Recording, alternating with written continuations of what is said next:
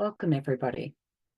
This unit is Use Communication to Build Relationships, CHCCOM002. I'm going to be your presenter. I'm Vicky Hanna. Let's get started. One of the most important units that underpins every community sector worker is communication. Communication is how we speak to ourselves, how we speak with others, the messages that we send verbally, our body language, our written work. It forms a foundation. It's one of the core units for every community sector course. So, in keeping with HADES, values and mission, let's start with our acknowledgement to country.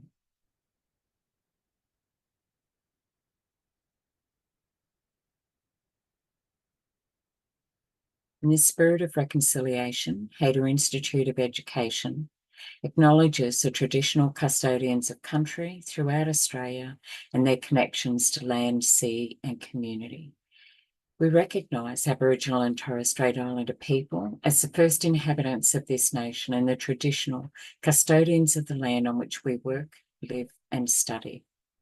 We express our gratitude for the sharing of this land, our sorrow for the personal, spiritual and cultural costs of that sharing, and hope that we may move forward together in harmony and in the spirit of healing. We pay our respect to all First Nation people and acknowledge elders past, present and emerging. So this unit covers communication at work. I'm going to be delivering this to you in 3 short sessions. So you can take a break. Of course, we know that the most effective way to study and learn and retain that information for your assessment work that's going to follow this is to take those breaks, short breaks of 45 minutes. So I'll break that down for you as well, so that you can step away from this and have this in 3 sessions. So let's have a look at communicating in the workplace, so sector workers as well.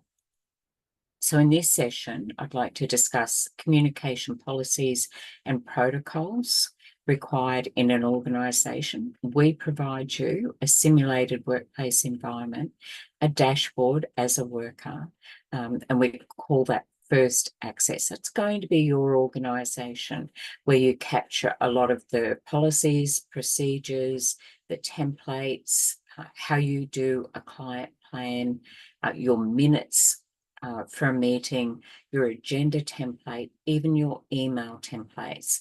Will uncover a lot of why we need to have those standards throughout and how an organisation puts those together in their policies and procedures. Protocol means how we do that. We have respectful communication in the workplace, and it's based on our professional relationship that we have with our peers, our employer and our clients. Communication styles and techniques, will uncover some of those and how we best hear our information and what might be a barrier to communication in the workplace. Communication, the human connection, is the key to personal and career success. So connection is everything when we're communicating with others. If we don't connect, if we don't engage, really anything we say beyond that is just got nowhere to land. So first we must come into this space and have an understanding of what is required. What does it look like if we're getting that right? Why do we need to do this in the workplace? How is it beneficial to us and our clients and for you for your career in the sector? So policies and procedures are like a rule book. They are a living document, meaning that they get updated all the time when laws change or when staff give feedback and say, do you know what, this isn't really working for us on the ground, and you review policies and procedures. The overarching to any policy and procedure in an organisation, of course, is the law. So there's different laws and legislations that apply to every organisation, every employee. The Australian laws that sit around this are extensive, and our policies and procedures duplicate those laws in a simple, practical way for us to be able to do our role in the community sector in a way that our employer requires. So policies and procedures must be lawful. You can't write a policy and procedure where it's in conflict with the legislation, or if it's outdated, we need to make sure that that information comes to you. Think about the state and territory that you live and work and where you would like to be working with your clients. Every state and territory can have different legislations. So part of your assessment work will be referring back to what applies for you where you live.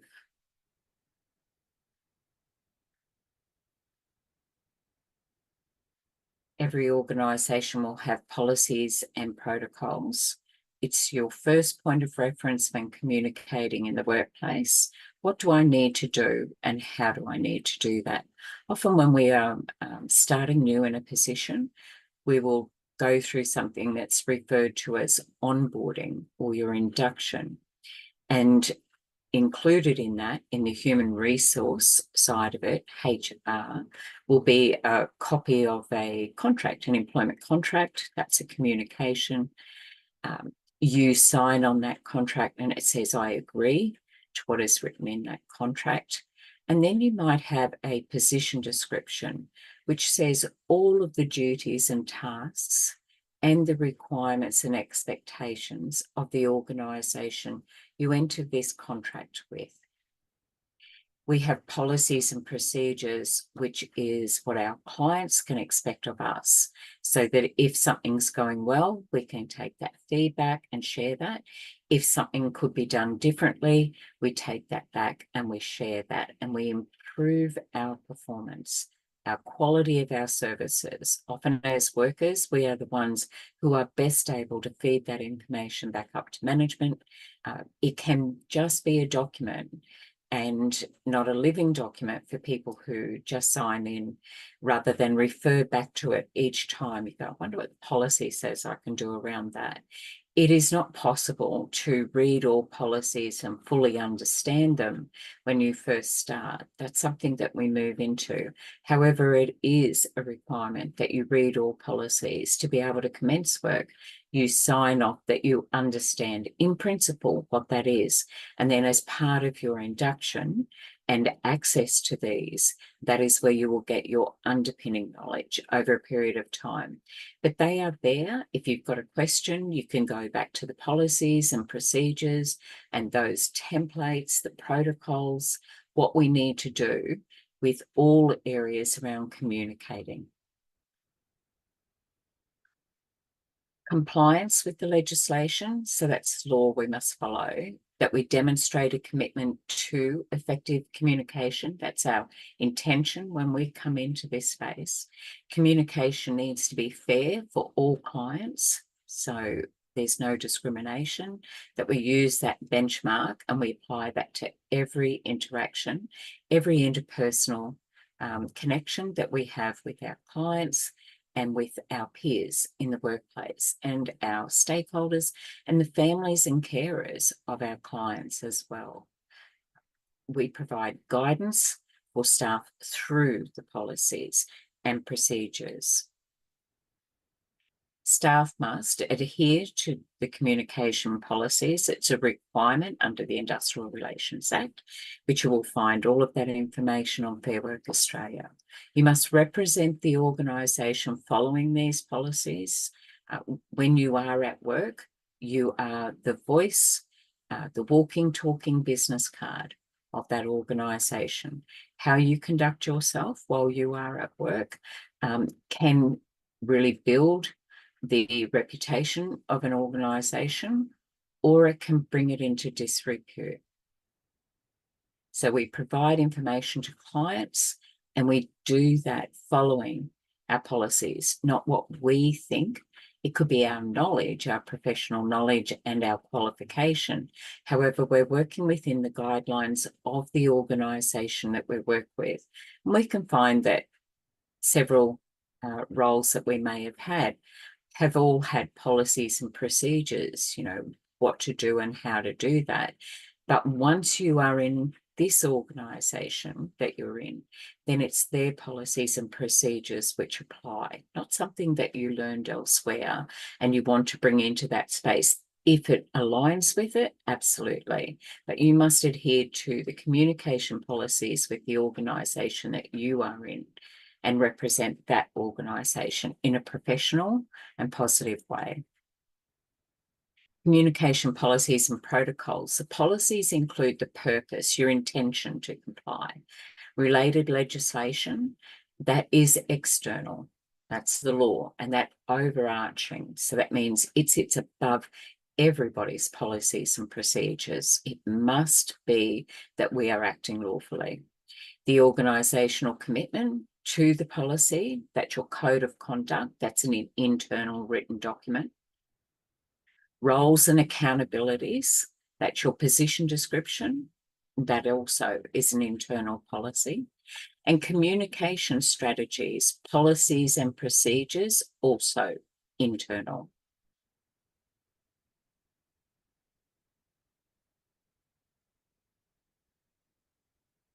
Communication policies and protocols are the standards that must be met, steps that we must follow, give us direction for further information, and it's a process for review, and that comes often from us. People on the ground who are delivering those services need to make sure that if something isn't flowing, that it isn't doing what it is intended to do, then we review our policies and procedures. Most organisations, usually twice a year, every 6 months, not all, but we will set timelines. This will be reviewed so that in a period of 2 years, most organisations will have gone through and reviewed all policies and procedures. What do we do when we're working with that? We will work with it so that we make sure that if it needs to be adjusted or there has been a complaint or an incident, then we may refresh the staff through education and awareness and bring that policy and procedure to life, because we've discovered that maybe it isn't being delivered in the workplace, or perhaps it isn't well enough understood. Maybe it's time to refresh something.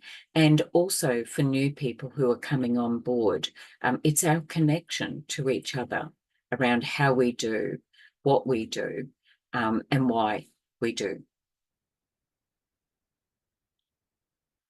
It ensures that we have respectful communication, accept the individual differences, a diversity in our organisations and with our clients, and to uphold the rights of ourselves, our peers and colleagues, our clients, our employers, our stakeholders. So think about how we can achieve this.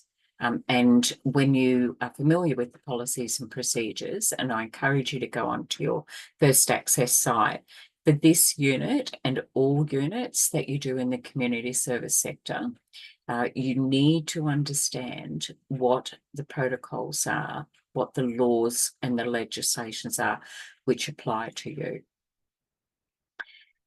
We're respectful and encouraging the differences in the workplace, no right or wrong, unless someone is working outside of the policies and procedures.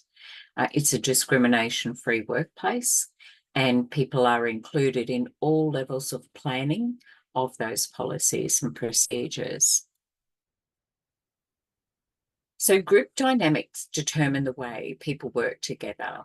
So you might join a team and there may be different departments inside that. Often we work with peers and colleagues, but there could be a separation of roles. When we all come back together, we refer to that as our group process and dynamic. So if our employer wants us to hear information because something may have happened in the workplace, and this assessment is definitely about how do we provide our services, and if we fall short what we must do to remedy that, and that is to bring all members of the organisation that we can, or the team leaders or program managers, to get this information together and have shared attitudes, shared behaviours and shared beliefs.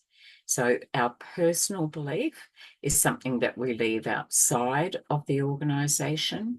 Our belief around the service model, our professional belief on being there and coming from a place of service for our clients, is what we take into our group dynamics. Let's unpack that a little bit more when we come together. So when we bring a group of people together, it often goes through 4 different stages. The storming, like just getting settled in, might take a little bit to get in step with each other, especially if we're coming together to discuss something that needs improving. Until we've got all the information, it can be in that unsettled space. So we call that storming. And then we start to bring it together and we form a collective group for that moment of time, however long we are in that group together. This may be a brief meeting. In your assessment, part of your skills assessment is you are going to facilitate a meeting with 4 other people. You will be the person that leads that meeting. You will have a simulated workplace incident and you're going to bring everybody together to discuss it. So you want to be able to form that, even though everyone works in the same organisation for this simulated meeting, does not necessarily mean that they all work together on a daily basis. So we need to make, for the group purpose, where it's norming. Okay, so we all want the same thing, we've formed together, and now we're going to come together to perform whatever it is that we've come together for. So you might be holding a meeting about an incident in the workplace and it'll be investigated separately. However, you want to be able to have a safety and respectful value space that we're working with in every organisation. We do that by bringing people together.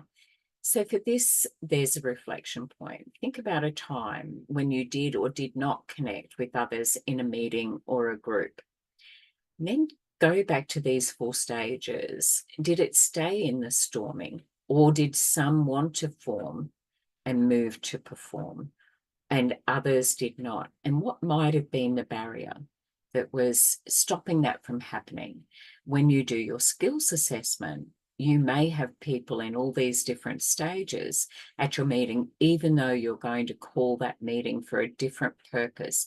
We're dealing with people, and until we've got that connection and engagement, and we get through that storming, that initial, to bring us all together for one common purpose, to be able to go, right, we're here, everyone's really busy. Now this is what we need to do. But to do that, I need to hear your voice. I need your input to be able to review that. Are our policies and procedures working? And if not, why not? What do we need to do to be able to improve that performance? Strategies for effective interpersonal communication. So when we put on our resume or our CV, our curriculum vitae, we might say, you know, good communicator. What is a good communicator? It's if you know how to get your message out and how you deliver it so that others can hear it, how you listen and interpret what other people say, your body language or your non-verbals, how we use signs and gestures when we're communicating. There is more to communication than what we think. Often it is the lens of perception, not necessarily about right or wrong, but we must first listen to understand. And that comes from our internal, interpersonal communication style. So we deal with human resources in a way first to understand the human factor around that. A good, effective interpersonal communication between our peers and colleagues, even when we're working with our clients, is about having a meeting of the minds. First of all, we come together for the same purpose. Your micro skills are assessed all throughout the community services qualifications. This is a core unit for every single qualification in the community service scope of qualifications. So it crosses community services qualifications, mental health, youth work, individual support, early childhood, alcohol and other drugs.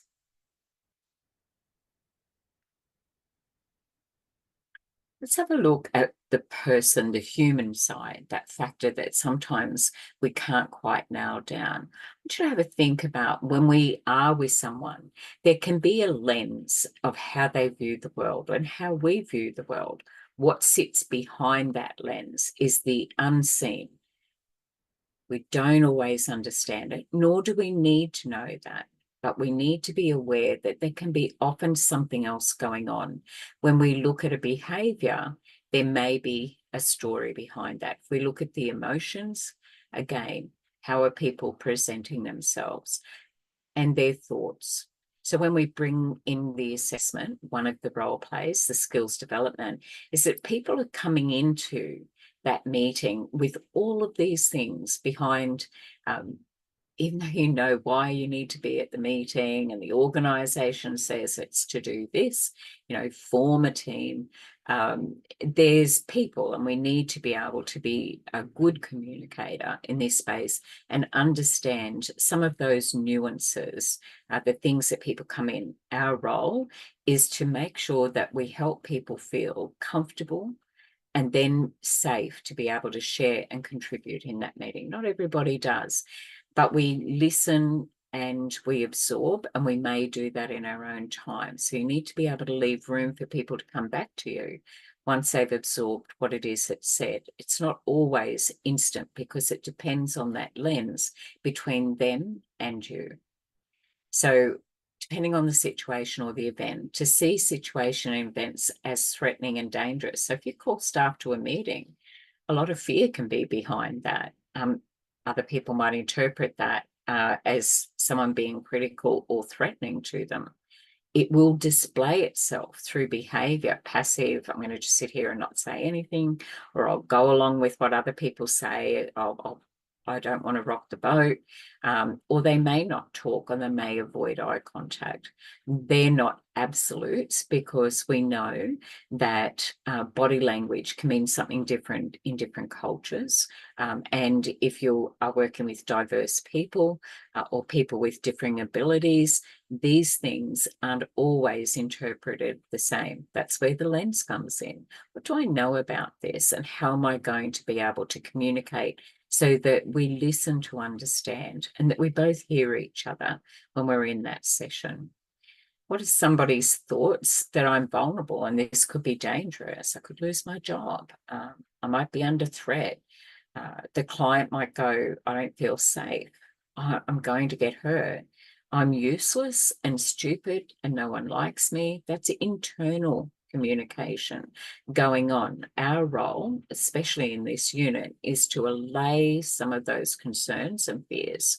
If it is your role as team leader in that stage, or if you've been asked by your employer to bring that team together and facilitate that meeting, then they're looking for you to engage and connect with everybody, but be very clear on what the organisation's directive is, the purpose behind that meeting. You're going to do a simulated workplace environment assessment.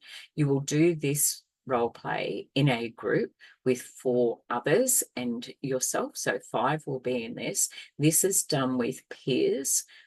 It can be done with colleagues in a workplace if you already are. However, your assessor must be there in real time. You're going to set an agenda. You're going to have minutes from those meetings because they are a legal communication record. You are going to bring people together for one purpose. You're going to collaborate around a matter that's an incident report. You're going to bring people from different departments together, and you're going to start working together as a team to improve a matter that sits around a policy and procedure, but for some reason it was not followed. So people come in with protection, and they may not share everything completely. They will have core beliefs, and it can be all hidden to us. So we need to be strong in our communication and contribute when we're asked to form part of a team. And when a meeting is being held, that finding your voice and something that you've got to offer could help improve a situation in the workplace as well. And to have that compassionate inquiry where I'm not quite sure and I think I need to ask, is it safe for me to do so? So we have person-centered and rights-based approaches. Do not ignore or dismiss the differences that we have in that group. It all matters. So to be open and to be united as a team is great, but to accept the right to be different inside that is even greater. So recognize that people have the right to be different. Right, so that's how you see that. Okay, we come from that place of willingness to learn and understand. Acknowledge that differences do exist. It's required by law to not discriminate against somebody because of those differences. This unit talks about CALD, culturally and linguistically diverse, clients, peers, in the workspace, stakeholders, CALD clients and co-workers may need specific strategies to support communication and reduce those barriers. EAL is English as another language, so we may need to have an interpreter or a support person to assist in this. And then measuring the person's capacity to understand. So we pitch our communication at the level that that person can hear it. And that is our role, our responsibility to meet them where they are rather than leave somebody out because they don't understand. And there is no should in that. And when we're facilitating and we're communicating, to be a good communicator is I'll meet you where you are. It doesn't mean you're going outside of your policies and procedures. You must still do that. However, I am here to help you understand. So when we are in that state of conflict, and it does happen, it will be one of two things. They can't or they won't. So when we're working with a client who is in conflict with what the requirements might be, maybe they're required or mandated to come and see you as a worker, they don't want to be there. Not everyone who walks in the door and sits down with us is there because they choose to be. Sometimes it's because they have to be, or someone has told them that they must be there or else. So we start off a little bit in conflict before that person even comes in, and that's that lens of perception. But when we're in conflict, and this might be with our peers in the workplace or with other stakeholders, it doesn't necessarily mean that it is a bad thing. It may not even be a person. It could be we're in conflict with the policy and procedure because it isn't practical anymore. It may have been when it was first written, and we need to communicate and get that improved. But if someone can't, then we need to show them how. If someone won't, then we need to understand what is in the way. Good communication will help us get there. So cross-cultural communication, we must be culturally safe in how we communicate. Find out our client's preferred language or our peer. Don't make assumptions about language proficiency.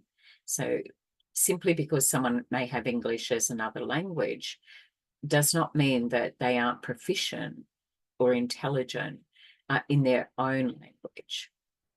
So develop cultural understanding, think win-win, where both our needs will be met in this space, and sensitivity to gender preferences.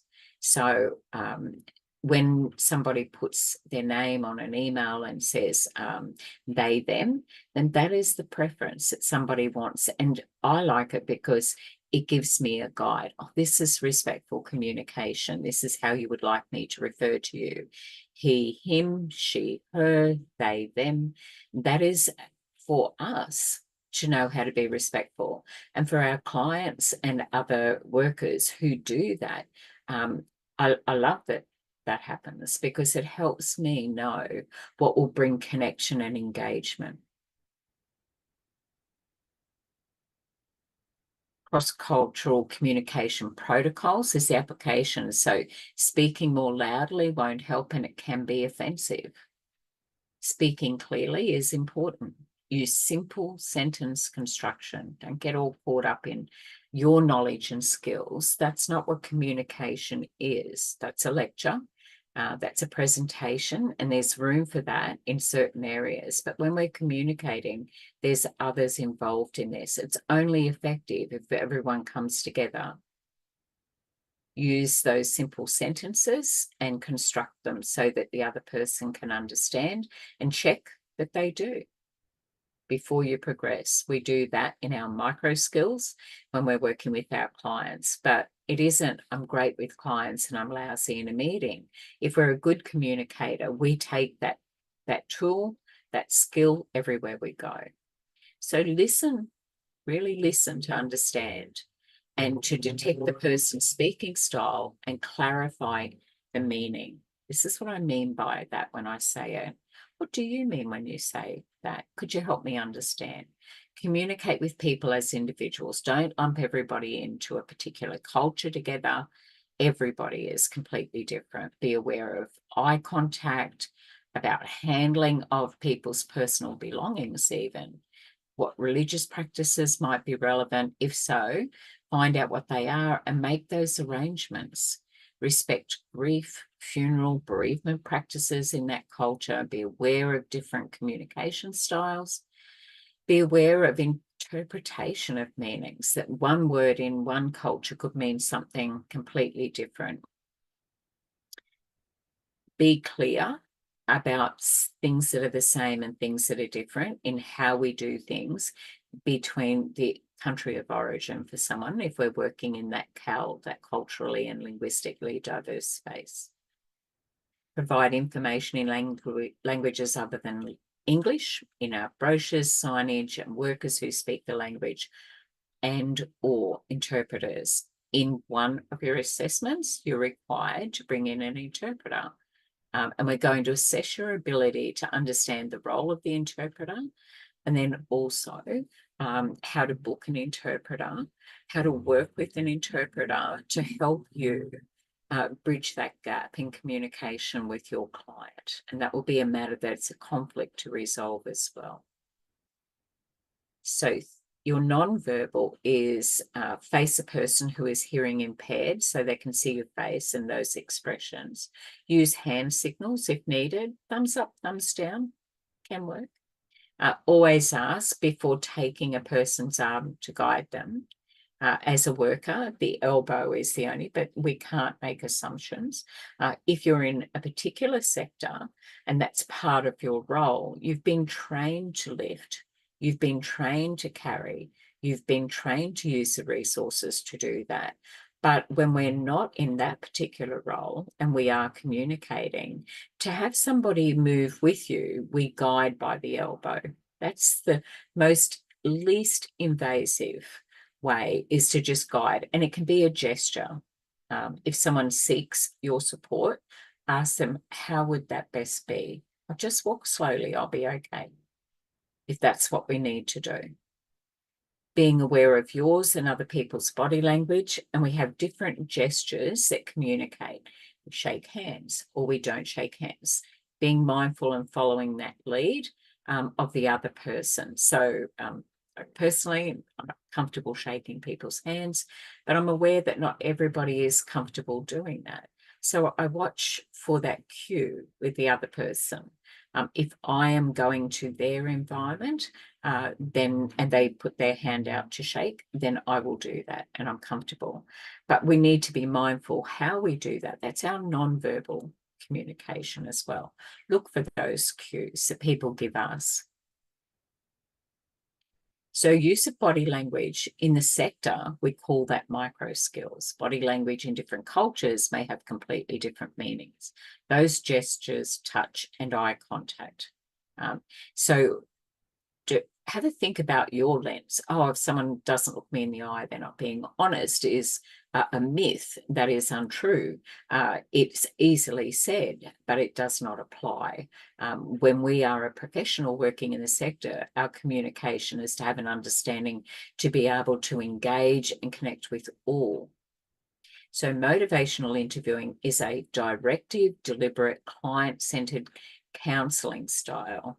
So non-clinical, but that's your role in the community sector. You're the accidental counsellor for provoking a type of behaviour change and helping our clients explore and resolve things that they're uncertain about yet.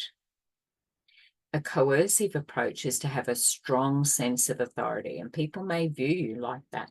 There can be an imbalance of power depending on lots of factors. It could be age, it could be culture, it could be differing abilities. So we need to be mindful of that. That's coercive. Or codependent is the other side, where we hold that power.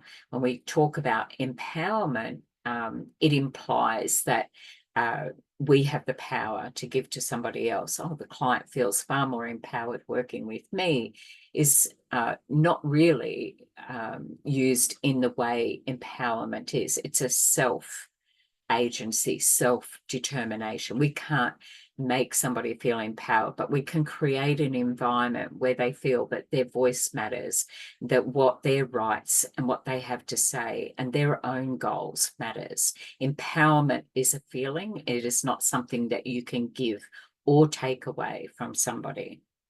And your active listening captures the mood, the risk, the meaning and engagement to connect, and it builds trust. So what are the 5 principles of motivational interviewing? Express empathy through reflective listening. I'm thinking about what you're saying, and I'm processing that. Develop discrepancies between the client's goals and values and their current behaviour. Okay. So you're working with your clients. It's like, oh, so you want this to be happening. However, here we are. What might need to change? That's where our motivational interviewing will come from. Avoid an argument, conflict, and direct confrontation. There are moments in our casework where we may challenge, but we can't go there, confront, or probe until we have established trust, connection. Nothing happens. No meaningful work happens until we're in that space. Further down, as you do your studies, though, when we're working in trauma-informed practices, or if we're working in managing risk or very high and complex need clients, or coexisting issues where we're working with people in highly distressed states, there are times where we apply a different method of communication. But for the motivational interviewing, when you do intake and assessment, when you're meeting and you're greeting, when you're forming to be performing, this is where we are in this. So interviewing is where we're getting information to better understand. So we adjust to meet the client's resistance to what we may be saying, and we do that in a respectful way rather than opposing them directly, right or wrong, or putting a spotlight on somebody or singling them out so that they may feel embarrassed because they could be stressed and we aren't reading the room effectively. So safe and supportive. So support self-efficacy where that client is making own decisions, and do that strength-based in an optimistic way. Your client may not be feeling in an optimistic mood. So we have to be mindful that we aren't going to meet someone in that low mood, or even if they're in really high mood or heightened. We work in our baseline, that window of tolerance, to be in that space. As you continue with your studies, those micro skills will be unpacked. So collaboration is when all parties work together to search for and understand to what's meaningful, and to come together and have a solution to a shared problem. Confrontational approaches are strongly opposing and challenging. It's okay to disagree, provided it is respectful, and that we collaborate. We're all there for the same reason, but we can challenge and still do that in a safe and respectful way for people who are listening and hearing that. Some things are not negotiable. You don't always reach an agreement, but you can always communicate respectfully. You may be non-negotiable about a policy and a procedure, especially if there's been a breach to that, where there's an ethical or a legal matter that comes forward. So you need to be certain around what's the scope of your role. Is it my role to do that? It is every worker's role to report something that could place yourself or others at risk. And how do we do that? We communicate that. Very important that we adhere to those policies and procedures, and our communication is wrapped around that as well. So follow those policies and procedures. Respectful communication is something that we have full control over, how we conduct ourselves in that space. Regardless of what the other people are saying and doing, we are in control of our own communication style and our technique. So let's pause here.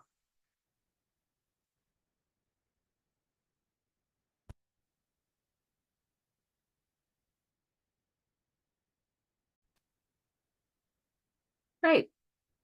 Hydrated. Good study bite. All right, up to session 2, addressing the needs in communication, yours and those of others. So we'll cover in this session 2, understanding the communication needs of self and others, addressing problems and communication barriers, diffusing conflict and difficult situations, and seeking feedback. When you are studying this accredited unit, this is for you to do your key learnings, your knowledge, which is all your written assessments that go with this. So we're going to have assessments around that. Then you'll have your skills component, and we've got a balance of both. For anyone who is doing studies and doing these units, you need to be assessed on your underpinning knowledge and your ability to apply that knowledge and demonstrate that. So assessments are both written and they are skills. So because we are an online college and have a virtual classroom, we create opportunities for study sessions, come together as a group in real time.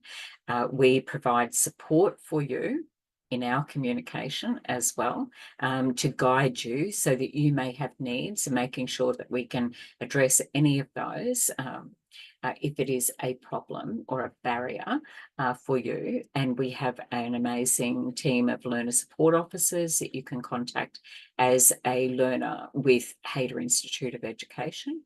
And then we have assistance with trainers and assessors in real time for you to be able to do your skills, your recorded role plays.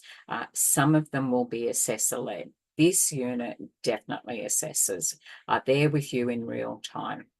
So will be peers. So when you are ready to do your assessment, you communicate that and reach out to us.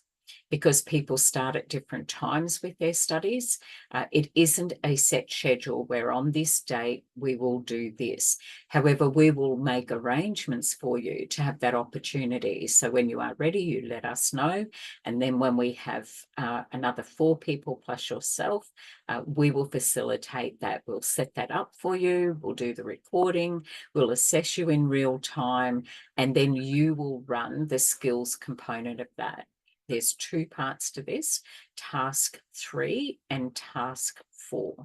Task 3 requires you to run a meeting with your peers around a scenario that we give you. There will be communication documents in the First Access portal for you. And we'll cover that as we get to session 3. I'll show you what some of those look like, just some pieces out of there. And then you're also going to work together around reviewing some internal communication documents as well, how to be able to do that. So all of the knowledge, that key learnings that we're discussing in this session is going to help you with your skills and your written assessment work as well. And then feedback. We provide you feedback with your assessments, but we need feedback also in the workplace. So understanding your needs and us understanding our own requirements. Some are around policies and procedures and benchmarks and legislation. And then the same for you when we're working with our clients. How are you as a worker, how are we as workers going to meet the expectations of our clients when we can? So those basic skills to support for our clients, our colleagues, and our stakeholders, our networks, our wider network, that it's active communication is doing, and it's effective when we are applying our listening skills. So we want your suggestions in that meeting. I want you to reflect upon, how do we do that? So here are all the parties. So if we were in a meeting and you're facilitating, you will be the communicator. So you send the message, and in our role play, our simulated workplace scenario, you've been told by management, and this happens to us in the workplace, to deliver a certain message. So you take that message, and then other people will receive that, and then you will gain feedback, and then you share that information up. So that's how communication is. Let's have a look at this one-on-one with the client. So the client is always at the center of the time that we spend together. So they are sending us information. We're getting a message. We may have some information to read beforehand, but we don't know if that's accurate. We don't know if that's current, and we don't know if that's something that is a priority for the client. We don't read it and make assumptions. We check, have I got that right? Why are you here today? What would you like to get out of our session today? Why are they accessing the service? And what is your role in that? And then, have we clarified that for people? Have we been able to take their feedback on board to better understand and individualize the support plan that we have with somebody? And support looks different. It's not always in a room. It can be outdoors, it can be in a group. So our communication method is fluid. It's not just two people, two chairs sitting in a room and people share. It's far more complex than that. And we need to be fully present. To do that, we need to have good skills. First of all, understand ourselves so that we can better understand others.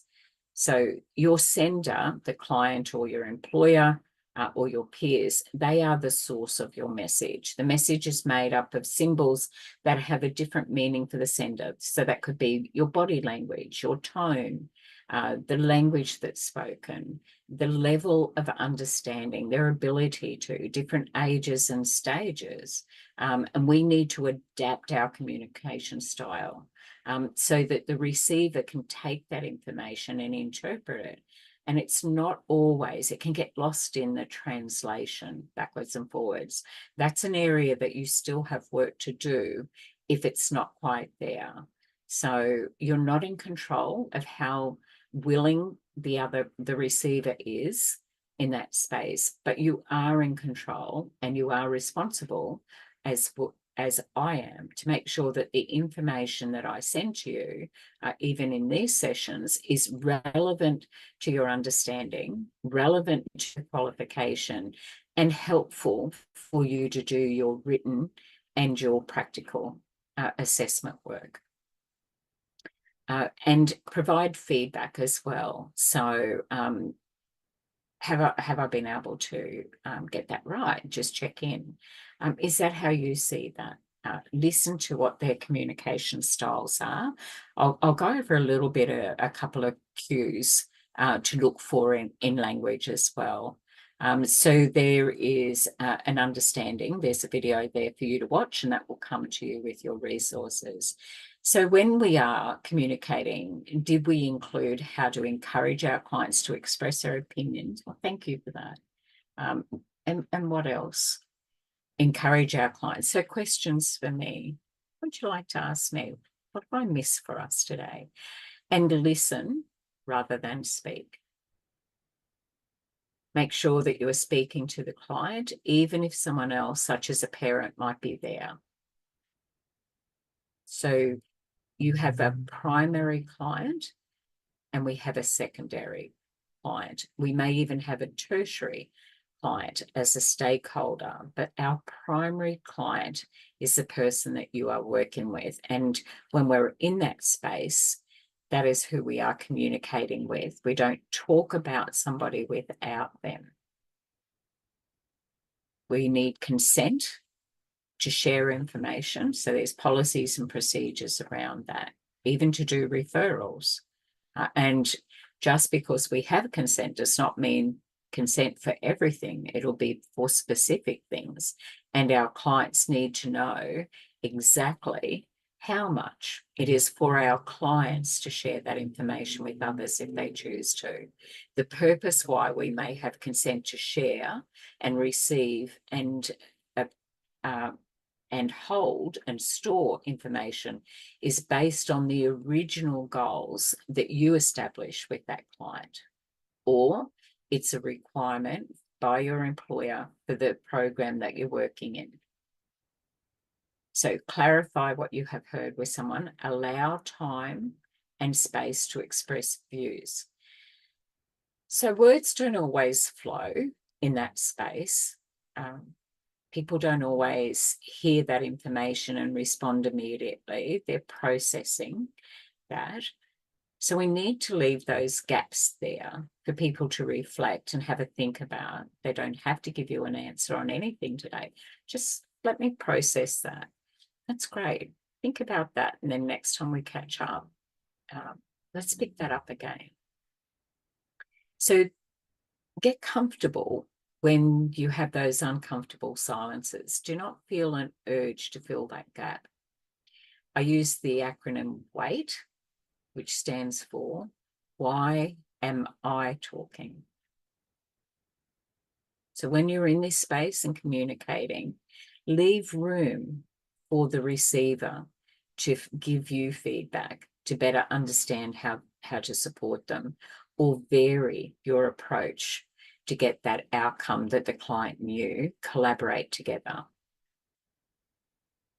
Show interest with your positive body language. Your non-verbal, there are those nuances, your tone, your body language, the volume,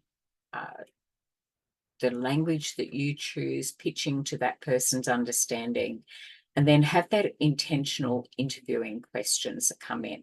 Compassionate inquiry, non-judgmental, and respectful in that space.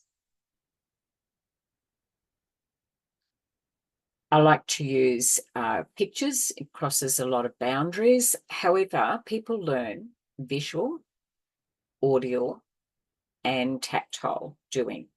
But the visual is very important. People will take that in. If someone is not vision impaired, then we can often use these.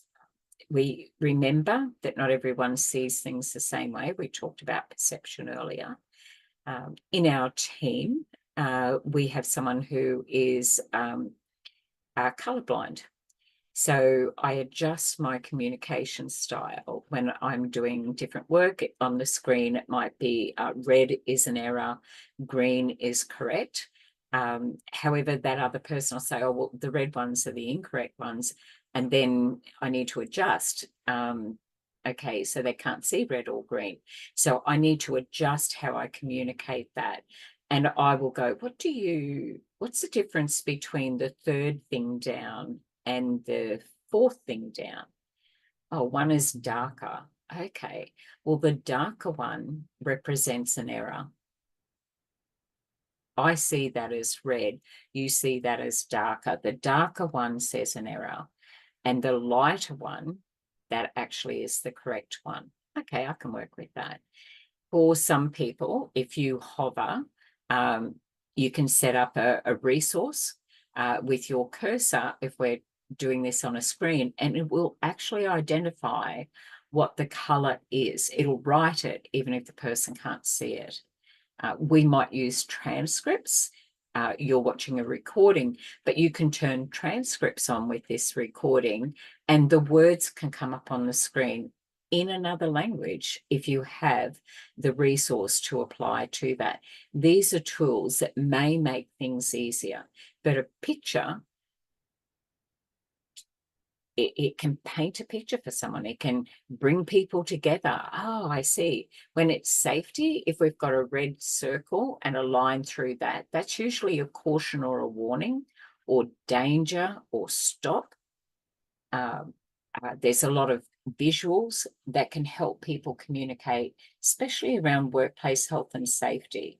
It might be in a shop window where we see something and we're communicating that we are a wheelchair-friendly space. So that means greater accessibility. A lot of government facilities and businesses, so they do not deny people access, footpaths and places like that. It needs to make sure that, so those signs are to help slow down children crossing. These are signs. So we're communicating in pictures all the time. Reflect on that. And then what do we have in our environment when we're working that sends a message about the type of person that you are? When you do your own role plays, your own recordings, you're communicating your skills with us. We're assessing you on those against a benchmark for this qualification. But set the scene. If you're doing a role play, if you turn up in your pajamas, you're lying on your bed because you're comfy, that's great. But does that simulate a workplace environment? Would you turn up for work like that? It would not get yet a competency. It would be like content's good, great planning and preparation. However, it states in a simulated workplace environment. In your second attempt, I'd like to see you set the scene. So here is the room that I'm in. It's got 2 chairs. It's well ventilated. There's water here for myself and my client. I've got notepad and pen to be able to do my case file notes. I have brochures as you come in. I have posters on the wall that help people feel connected and maybe see something that's similar to themselves. And I have a safety exit where I can leave the room if there is any threat to myself, or I need to remove my client quickly because there may be a threat from others, and I have a panic button. Now, that's how I work. That is exactly what my clinic is like. When I am in the workplace, if I'm working in the field, I have certain things with me. And it becomes part of your professional standards of practice. So when we do that, we're communicating safety. We are role modeling that for others, and we are setting ourselves to meet the policies and procedures of the organisation. The protocols require us to apply an action. So visual is very important. Addressing problems when the communication, we're just not connecting. So potential problems could be, like I've seen someone do something that's not part of policy and protocols. I'd need to report that to my line manager or my supervisor, and make sure that I follow those organisational protocols and procedures. For this unit, it does require someone communicated an incident. It didn't get acted on, and there was a gap in knowledge. How do we resolve that? Usually it's education, awareness, and revisit policies and procedures. If it was unintentional, we can do a lot of progressive work there.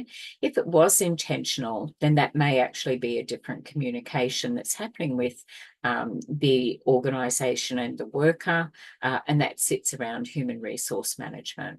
So unless you're hired to be that HR representative in your organisation, you as an employee are responsible to report it so those people can pick that up. So this will provide the correct support for the client if you follow those protocols. It also provides information for the strategies to resolve any difficulties that might be there.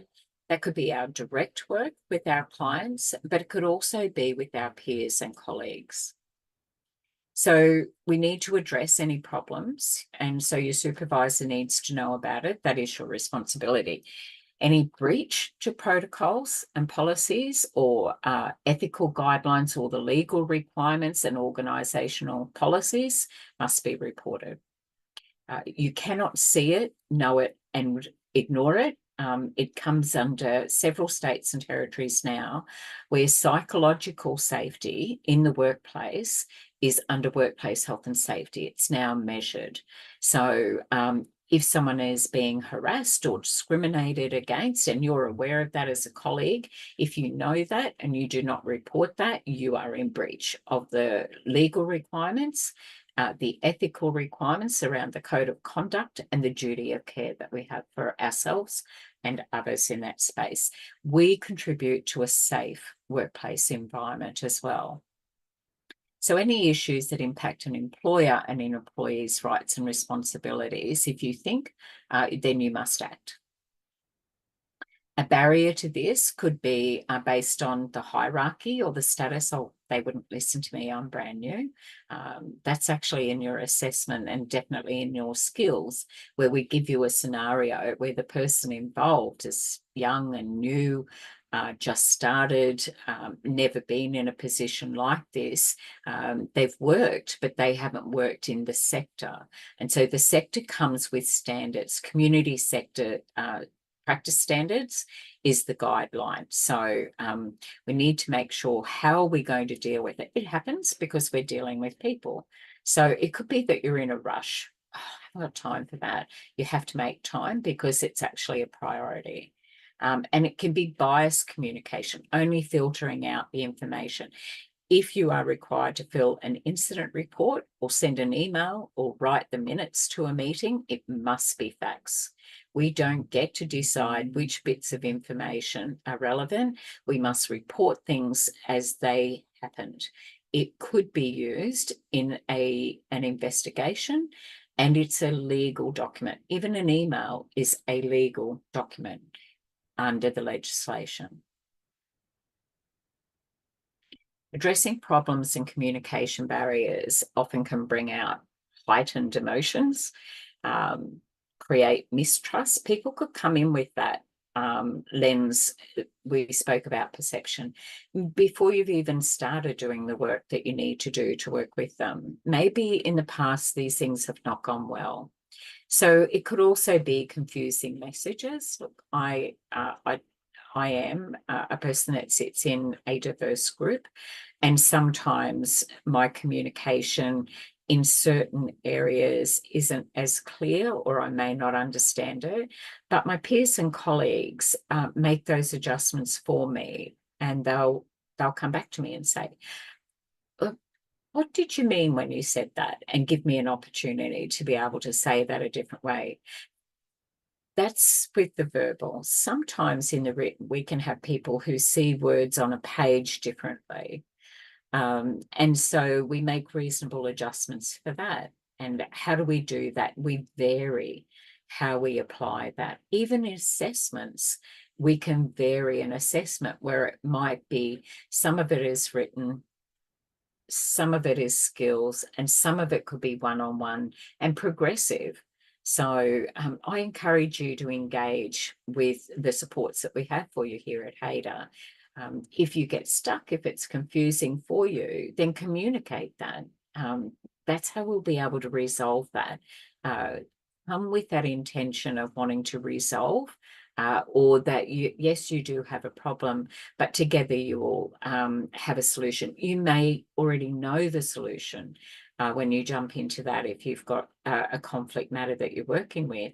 But if not, explore together to come up with the best solution, especially if we're working in a group. So professional boundaries, this is how you know you're doing it right. Work inside those guidelines. They're your policies and procedures. There's a link here in this resource for you about managing boundaries at work. However, a formula that's well known and practiced is 95% professional in the workplace and 5% personal. So in your breaks, having coffee, meet and greet, friendly and professional. When we're in this space with our clients, they are not our friends, but we are friendly. That is a huge difference. We need to have clear professional boundaries that are healthy for our clients and also for you.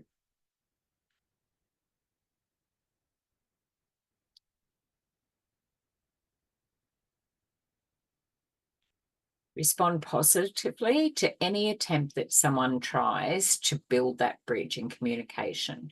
Give it the time that it deserves. It may take more than one occasion. Support your client to lead the conversation. And you do that with your micro skills. You do that with your practitioner skills. We use open-ended questions that consist of who, what, how, when, where, and why. A closed question will glean a yes or a no answer. There are conversations we need a straight up yes or no, or I do not know yet.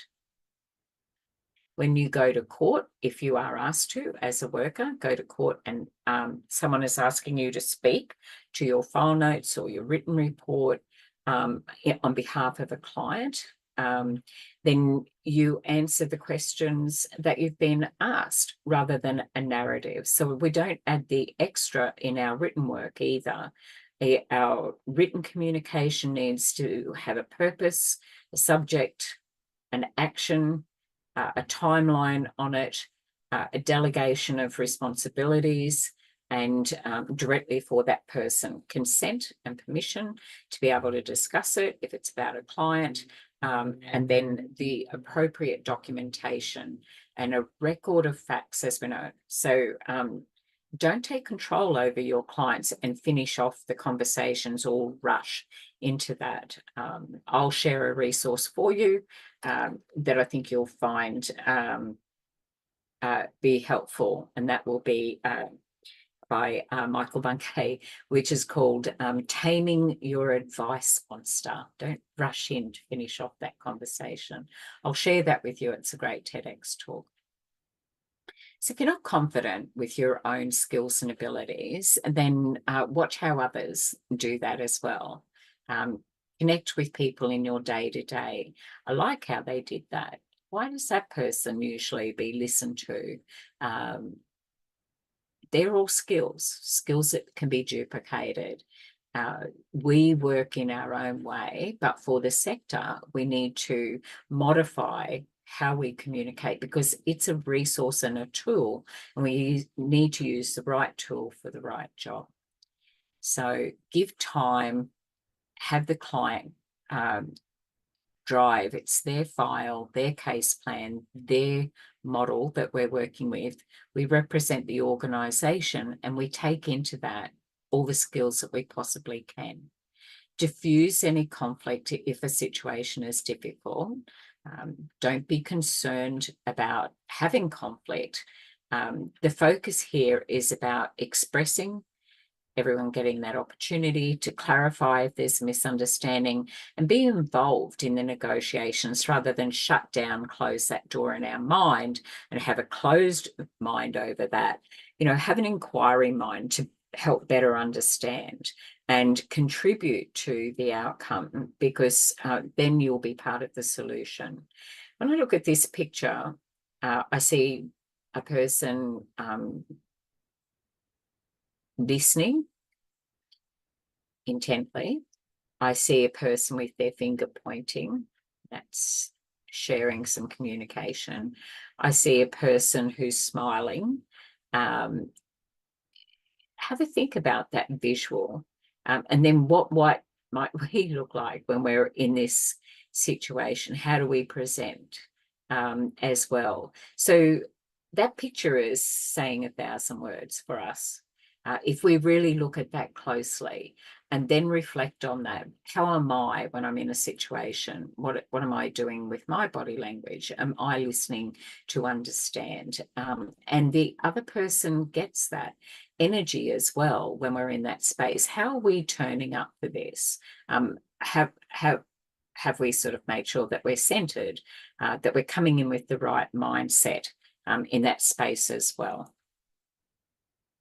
In conflict resolution, we want to de-escalate. We can reach a meeting of the minds if we're all working out of that heightened or that low flat space, that baseline, that window of tolerance to whatever the situation is. We each need to get there. Some people have to, with our clients, use a breathing technique because they can be very heightened.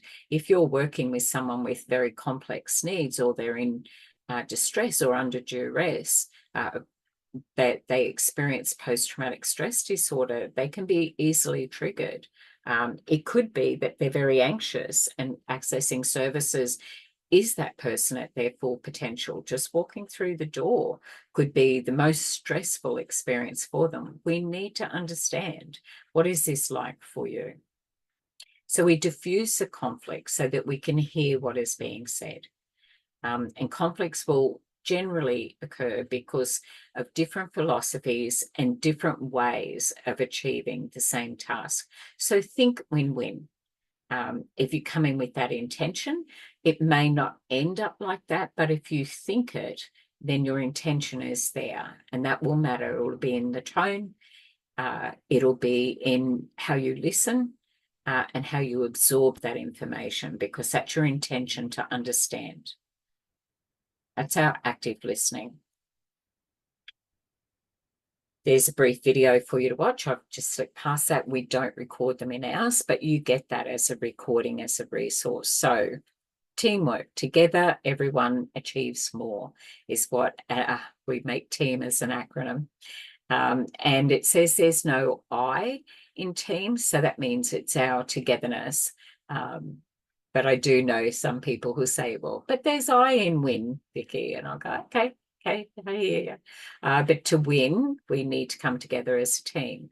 We can have our own goals, our personals, and our personal bests, and our own scoring.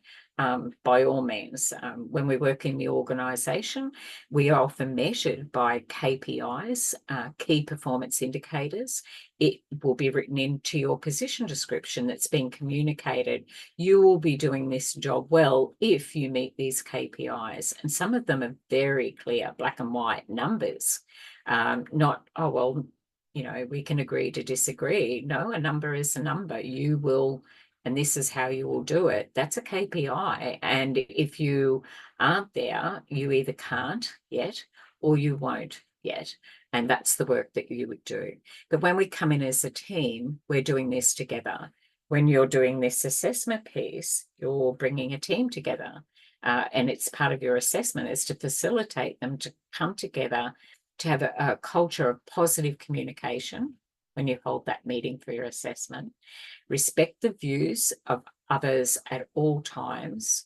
It should be constructive, not destructive, open and honest. Now think about that word honest. Then think win-win. If I say this, is that helpful to the other person? But if I don't say that, will that be working against our policies and procedures? So you have rights and you have responsibilities. They're two sides of the same coin. Our clients have rights, but they too have responsibilities. I can't hear you when you're angry and shouting. I want to be able to help you. Could we sit and bring it down a notch? Now, if someone's very heightened or having an episode or being triggered, they need to find their baseline before they can hear you. If someone is really heightened, we don't match that. We make sure that we're very centered and calm so they can find their way back to that space. See conflict as an opportunity to learn and improve. Do not be fearful of that. Consider that person is in conflict with something. It could be a values-based thing. It could be a misunderstanding. It could be the different ways that we do things. So resolving workplace conflict, there's a video there for us to be able to watch in our own time. And that'll give you an example on how to do that before you go into your written and your skills. So these slides, this session, they're your resources, and you combine that with your learner's guide. Do not ignore a problem that is conflict. Always follow your organisation's conflict resolution policies and protocols. It is in your dashboard with First Access. We give you access to a simulated workplace environment, the services, the models, the legislation, the policies, the procedures, and the templates on how to do that, and communicate consistently across the whole of the organisation. Inside the guidelines, as long as you are following those, there's room for everybody's personality, their differences, working inside those guidelines. So it is an individual space, provided we all work together as a team to meet those sector standards and the model and the organisation's values and mission statement. Use clarifying questions like, help me understand. Let's circle back to that if you want to take the heat off something. Could we go back over? So those are soft words to communicate.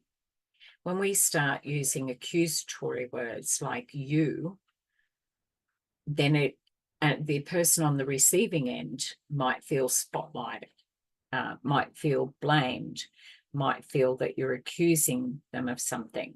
But if this is about you better understanding and you're thinking win-win, you may need to open the conversation up. Look, help me understand where you're coming from. Find out really what's that root cause. What's at the bottom of this?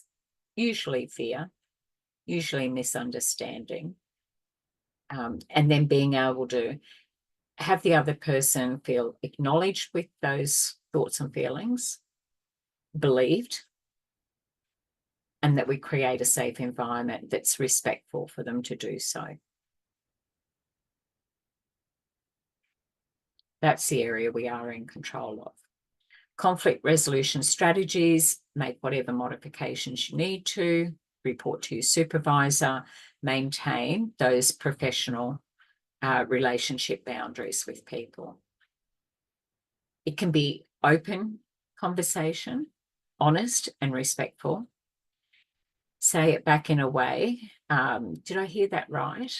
Oh, so what you're saying is, and if the other person says, no, you've got it completely wrong, circle back to, well, help me understand that. So diffusing conflict and difficult situations is a skill learned. So based on whatever options you've got available to you, create a solution-focused space that all parties can agree on. That's a meeting of the minds. That's our role. Step one is like, what is it that you would like to have happen here? What is it that you are concerned about? Those open-ended questions. How would that look for you if it was working well? When would you like this to be happening by? Who do we need in this space to help us with this? Set a time frame for the solution you come up with and review it. Make sure that it's progressing okay. And if it is still not resolved effectively, then go back to the beginning. Okay, let's have a look again. We said when we all sat down that this is what we wanted. I'm wondering if we're there yet, or if we need to go back to what that was. Oh yeah, actually we did say that. Now that's a document as well, because it's a formal process. If you are working, it's a professional discussion, a communication. It's not about the personal side of it, though we can be personally impacted by that. It is a protocol and a policy and procedure. So it must be recorded and documented. We can have mediation, bringing parties together. Some of those skills are about guiding people to reach an agreed decision, something that they can both walk away with, or everyone can walk away with and go, okay, we've found a place to compromise here. It could be spending time debriefing staff or your clients in that process about unpacking at what was happening for you at that time, what would be helpful around that. That's with matters that can be everybody wanting to resolve it. If someone won't or chooses not to because they're in conflict with something within themselves around that, and they can't get that meeting of minds, that might end up sitting with HR. Often a professional performance meeting may take place. So it's usually about improving performances as well, being really clear around the expectations of the organisation if it's not there yet. And then be sensitive to other people's emotions and feelings. We're working in the caring, compassionate community sector. We apply that to our peers and colleagues as much as we do with clients. However, you will also have the right to receive that same safe environment to work in. So if you're unsure, ask, seek feedback. Same with our clients. Have I got that right? This is where we're up to, and summarize. Yeah, it's good. So when we started, we were talking about this. We've actually met some of those goals. That's great.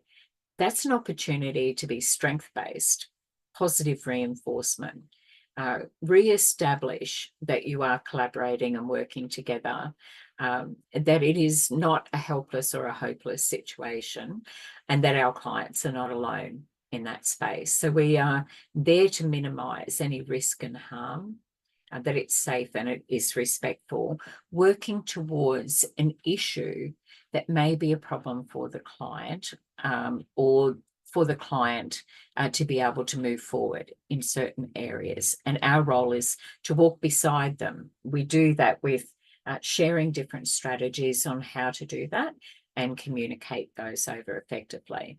When we're in the workplace, our peers are not our clients. Our peers are our peers.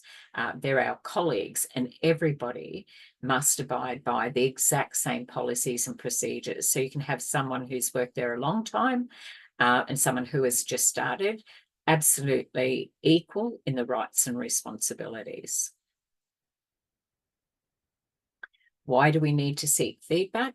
Because we want to improve. We want to address any barriers. We want to be able to have strong relationships, professional working relationships, so that we can move in those 4 stages into norming and performing. So we want to encourage improvement and growth as well. So we want to review our work practices if they're effective, and if not, that we should communicate that up. A culture of teamwork and respect and values wants to hear from every person, but there's a way to hear that. There's a way to do that. And having those protocols in place. How do I give my feedback to my colleagues? How do I make room for our clients to provide feedback about whether we are effective in our role with them? We can do that through reports, ongoing monitoring, how are we going, checking surveys and questionnaires, by observing and assessing the situation. Oh, this has got a nice vibe to it. I kind of like this, or this is looking so much better. I can feel the difference. I can see the difference. I'm feeling a lot more confident in that space. It's a way that we are improving what we do. And then things like checklists as well. We had 10 things that we said we were going to achieve. You know what? We've covered 5 of those in the time we've been working together. We can reflect on that. Where do we want it to be? If we start at poor, we want to get to good. And then we'll get to very good, and we may even get to excellent. Who is going to tell us? The people who we ask. So we have customer service from our clients. That's our external feedback coming in. And we can also have our internal feedback as well. Some people have suggestion boxes, things like that. Our clients can leave that in there. Peers can leave information in there. We should open that suggestion box and we should apply those if it's lawful to do so, if it's reasonable to do so as well. But it needs to be safe. to do so as well. So seeking feedback from your line manager, your supervisors, co-workers and clients. Feedback will help you decide what professional development opportunities are relevant to you. So feedback can be as simple as I'm not sure, I'm very happy, or I'm definitely not there yet. And let's summarize this one before we take our quick break. So understanding communication needs has been covered, addressing problems when they arise, and also if there's barriers to communication where we may need to approach it differently, have an interpreter, diffusing conflict and difficult situations, think win-win, and then seeking feedback. Are we there yet? Is this what we have come together, and is this okay? Making sure that we are effective in our communication. Okay. We'll pause.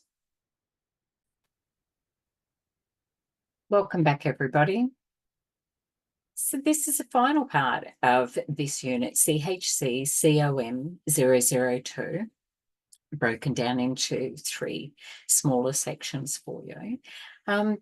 This is going to be more relevant around bringing through session 1 and 2 together, how we've unpacked what's involved, how we communicate, why we need to communicate, how it applies for us in the community sector, and then for your studies to be able to know what we're looking for with your assessment pieces.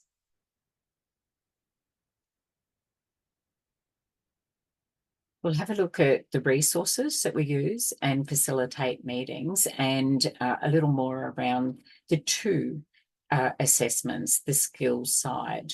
There's a lot of written involved in this. You'll be going into your First Access portal, your staff login in your simulated workplace that we've created for you, and your assessments will have the instructions. Once you open that up, there'll be links inside there that have 2 templates, how to get into First Access. I encourage you to go in and have a look at that site and get familiar with using that simulated workplace dashboard for you as well. So we'll talk about what is it if there's a communication barrier, we'd bring in an interpreter, when we might do that.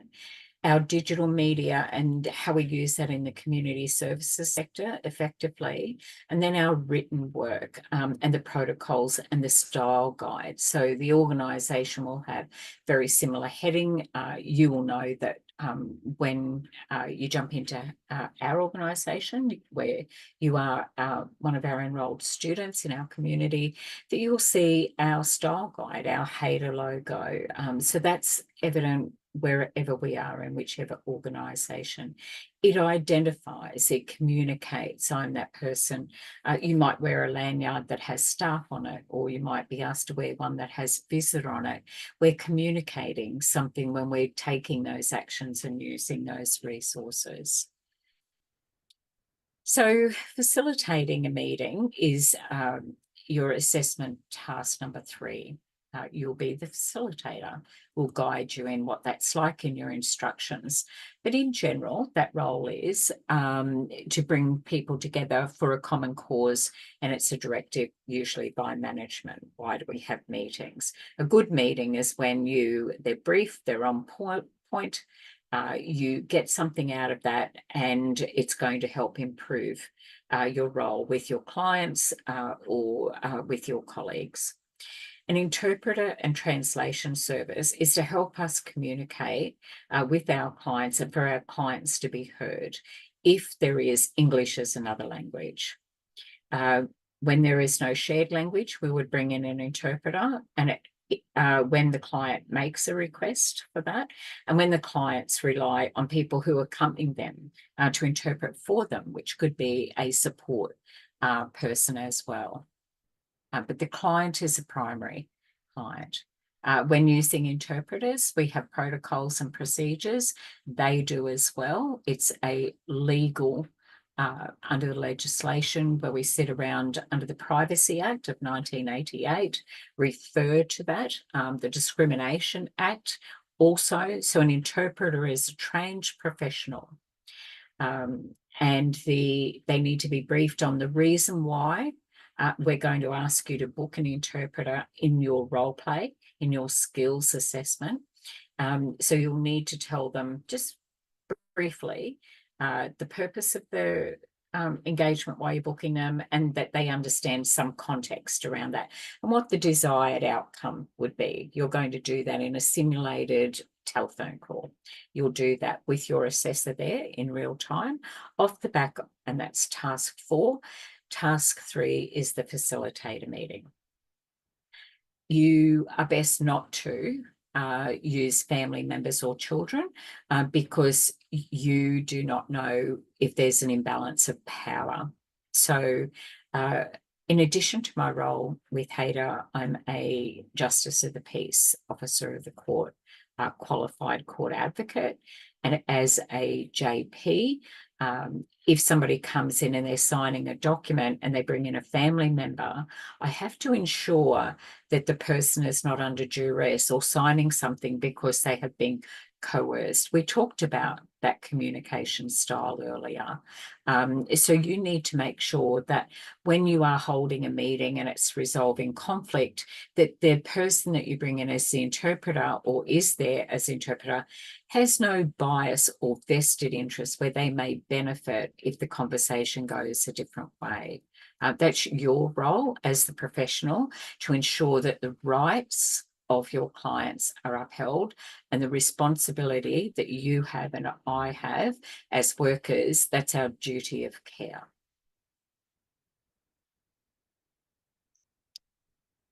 When the interpreter is there, we're not talking to the interpreter, we are facing the client.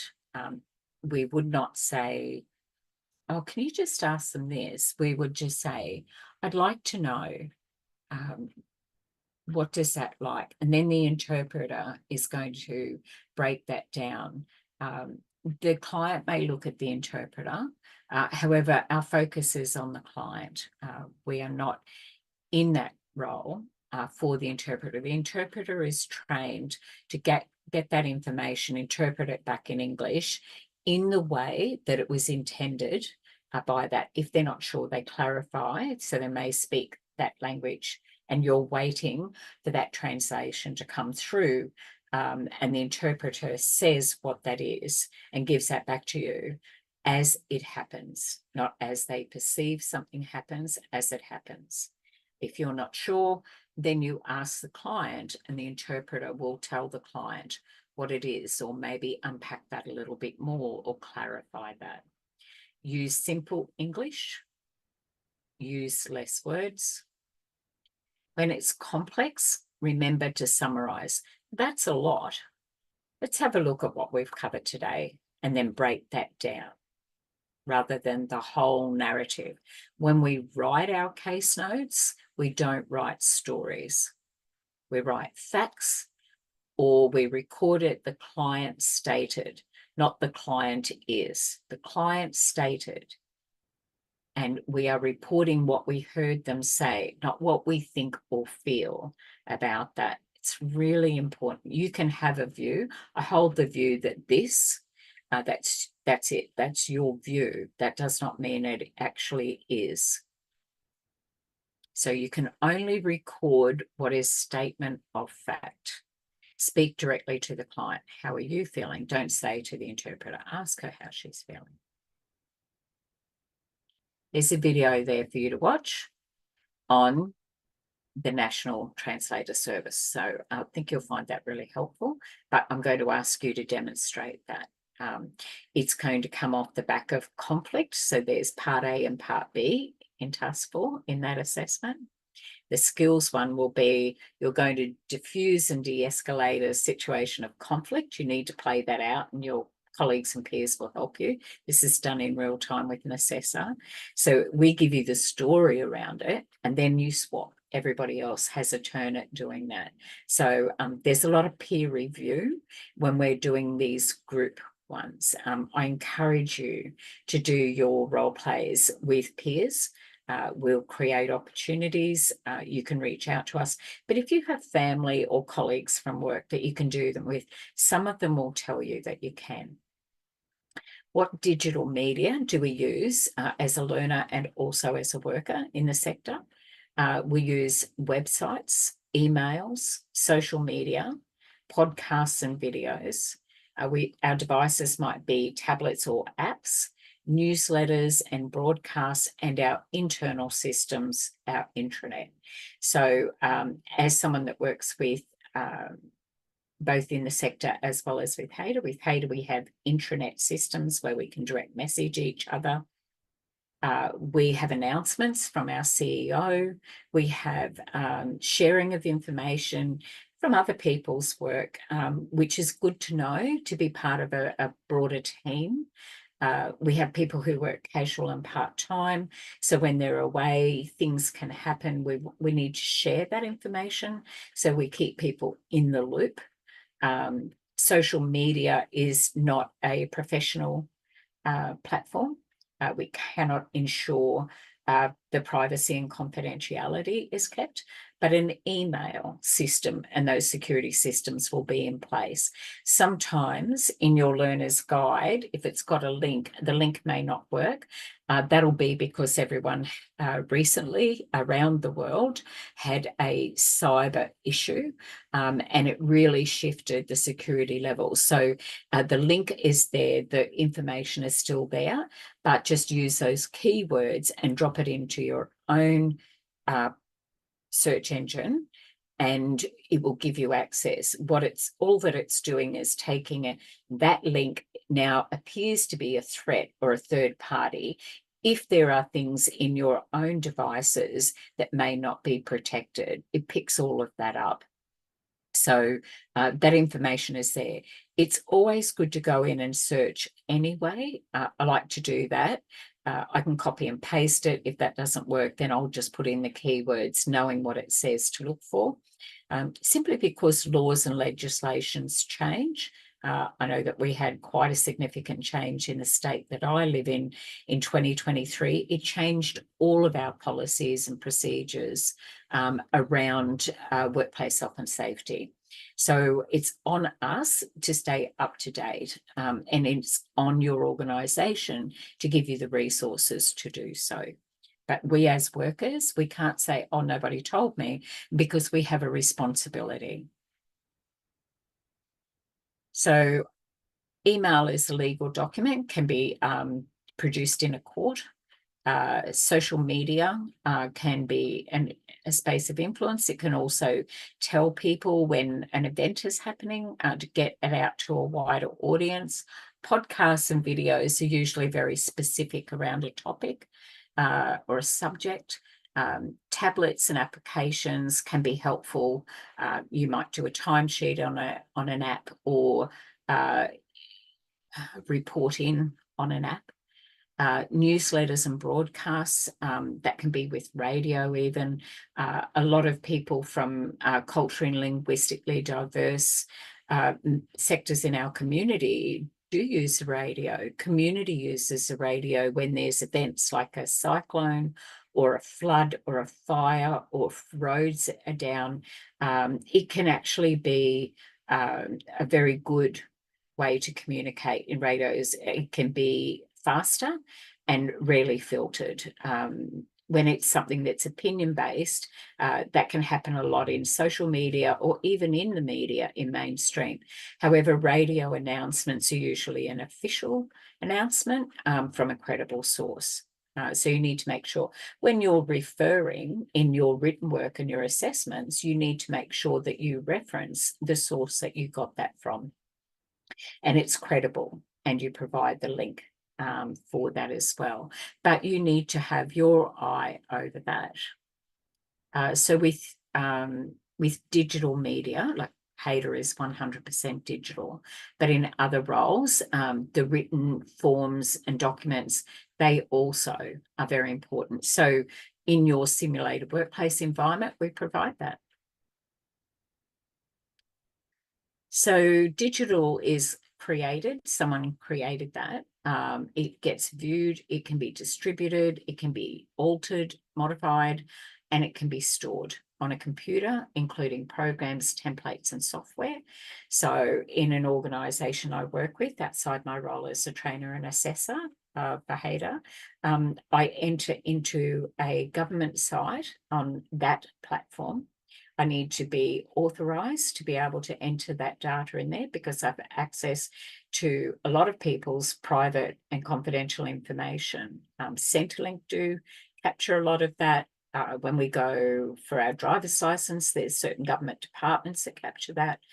Your driver's license is sharing of information as well. So we need to make sure that what we do have is stored safely, private, confidential, secure, and that we have the software to back that up as well in the sector.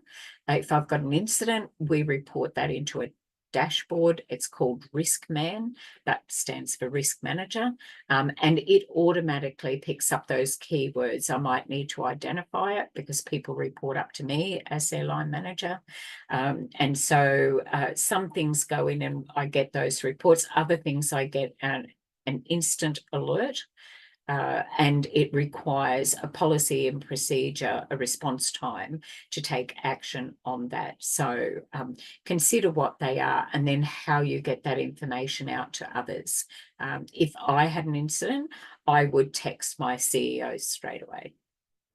Because that is not my information to hold. There are some things that I'm expected within my role to manage according to policies and procedures.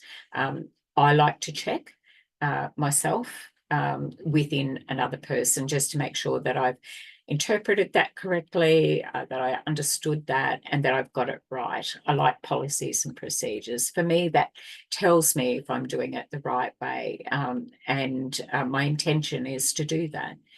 So policies and procedures are something for me that I find, am I doing it correctly? Sometimes we don't know, especially if we work remotely.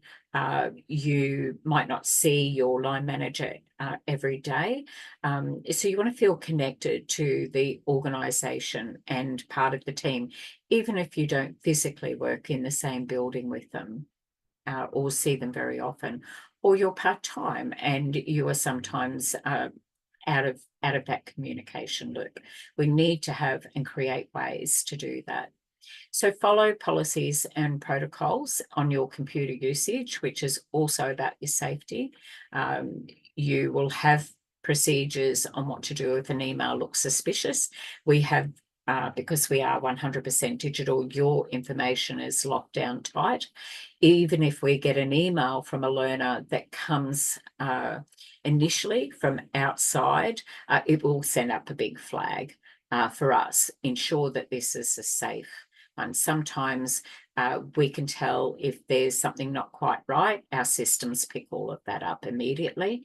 And then we have a procedure to follow to check if that is actually a safe, a trusted source as well. So if you've not yet accessed that service, the first time it will give a warning. That's why clicking on a link in a learner's guide might not get you there, because you may not be a trusted source yet. In that space. So there's other ways to do that. We communicate with all of our learners. We send SMSs, we send emails, we put information in a learner's portal as well. So keep an eye out for that. That's us in action communicating. So it's an important part of workplace communication today, and we want to actively involve staff and clients in being able to utilise it. And then digital media can make sure that a client's welfare is there, where we have shared information so that we're all on the same page. We call that a wraparound support, bringing in all parties to make sure that we're working effectively to give the best possible service. And also, it's important that we don't ask of our clients to repeat their story to every single person, that we store that, and it's on us to say, I'm just wondering if there's been any changes to your contact information as well. making sure that we've got that current and it's safe for us to still contact them the way that we usually do. Written communication, having a personalised or a logo template for writing business letters and official correspondence. Your emails that we ask you to do for your assessments are formal.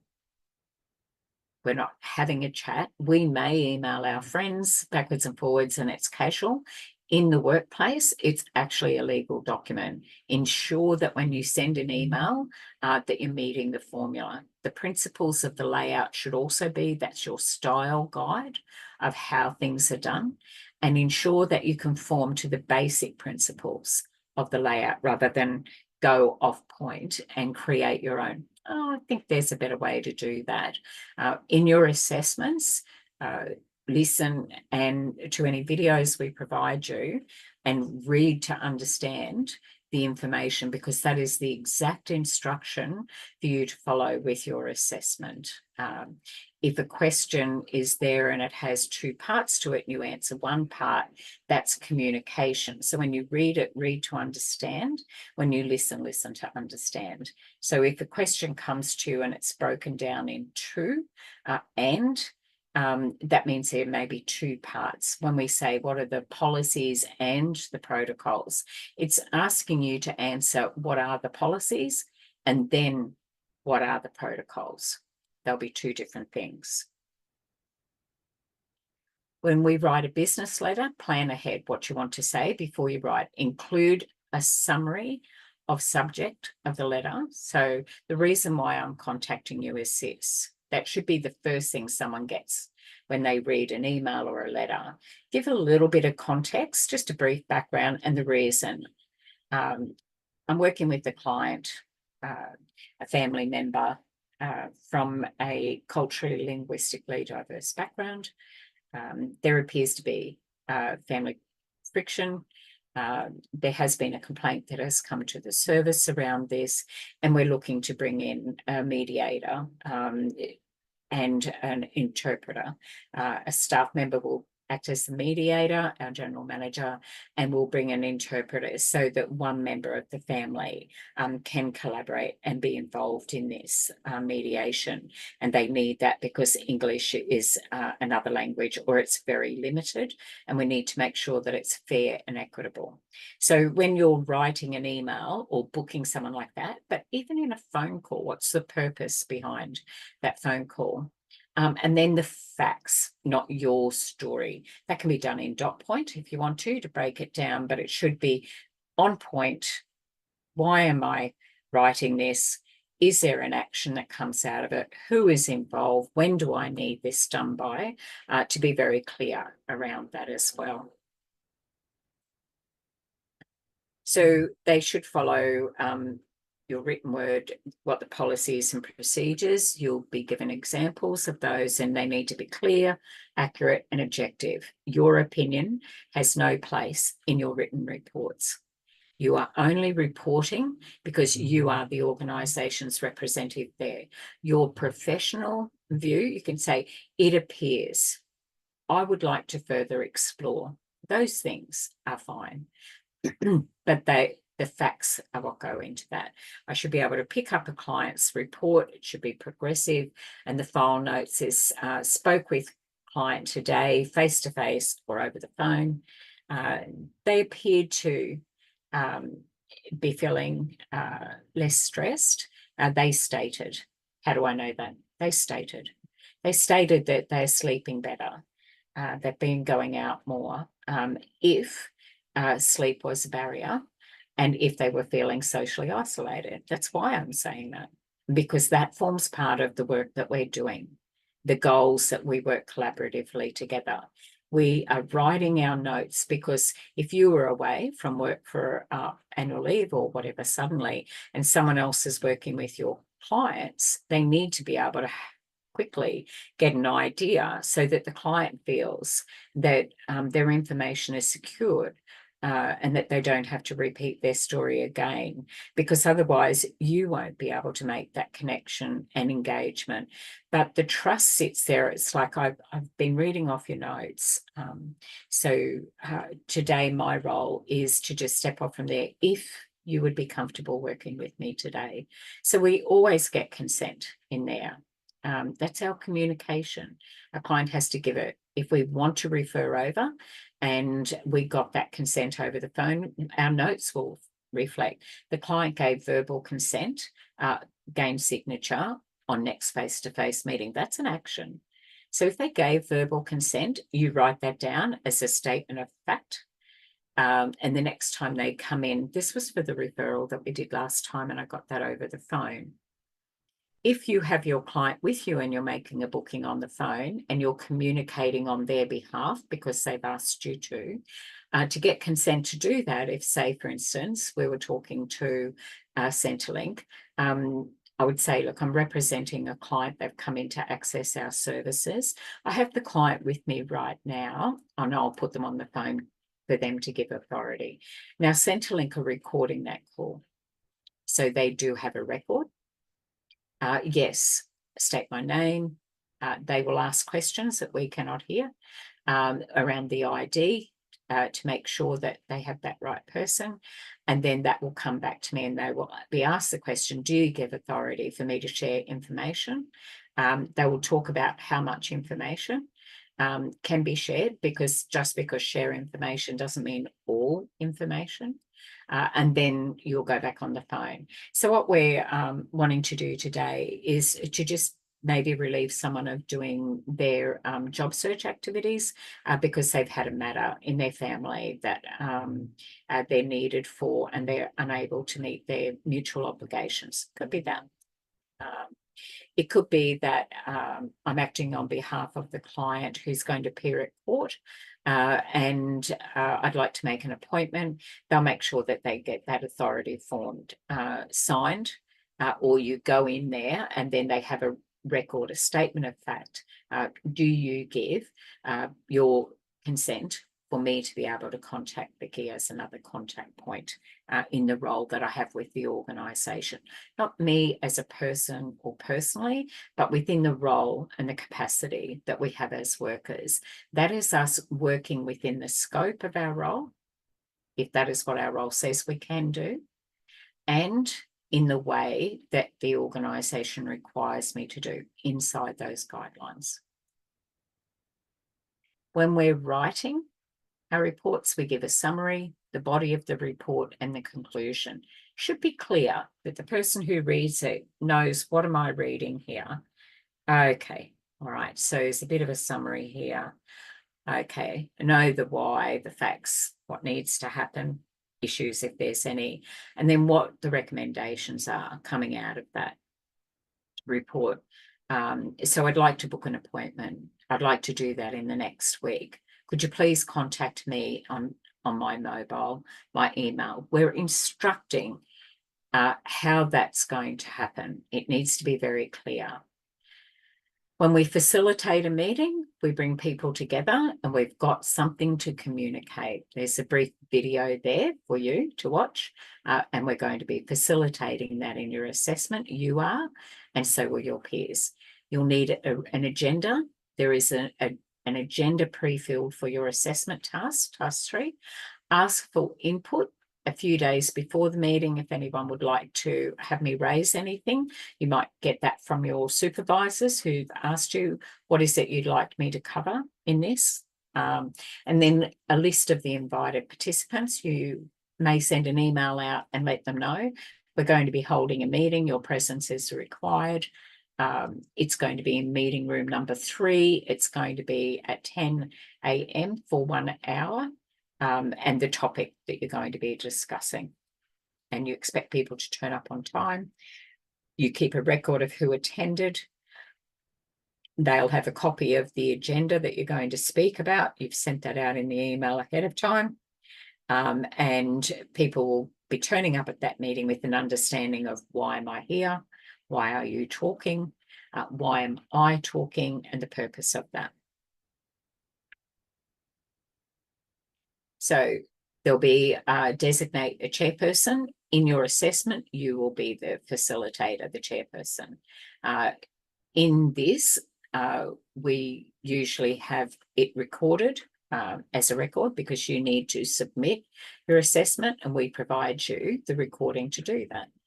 This one, because it must be done with an assessor from here to here. Start the team meeting with a team building game or an icebreaker. So welcome everyone. That might just be, let's go around the room and say which department we work in and introduce yourself in case you don't know each other. Just because you all work with the same organisation does not mean that you have met that person yet or even know anything about their program if it's a large organisation. Follow that meeting agenda. This is what you said you're going to talk about. Do that and stay on time, and contribute and follow objectives and agenda for that meeting and bring people forward. So it's a collaborative meeting. If you didn't hold a meeting, it would be a change of policy, procedure, and a directive.